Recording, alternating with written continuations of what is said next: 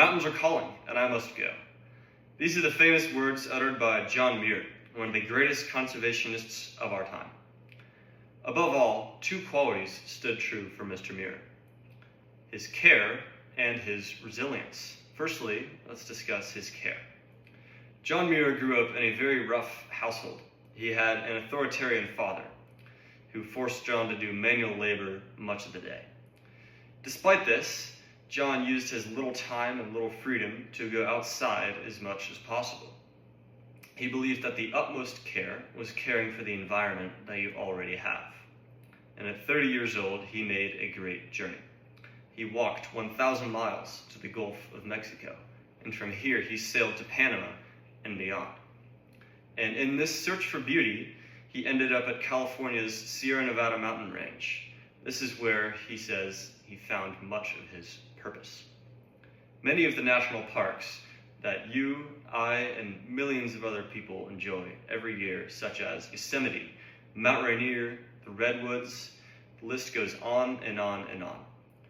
All of these are from John Muir's direct conservation efforts. So, now that we've talked about his care for the environment, we need to discuss the resilience he needed to accomplish these things, as it was no small feat to set aside these lands. John Muir battled logging companies, infrastructure expansion, and greedy corporations in order to protect these lands. One of his greatest triumphs was preventing the damming of the Hetch Hetchy Valley in Yosemite National Park, one of the finest national parks on the planet. Working alongside President Theodore Roosevelt, he worked to lay the foundations of conservation programs across the country and inspired them across the world, such as the National Park System, the State Park System, the National Forest System.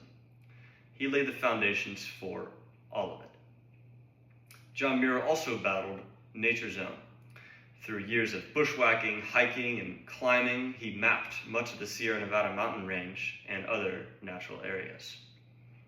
The very wilderness I will be backpacking in this weekend, the Inyo National Forest, is from a direct contribution from John Muir.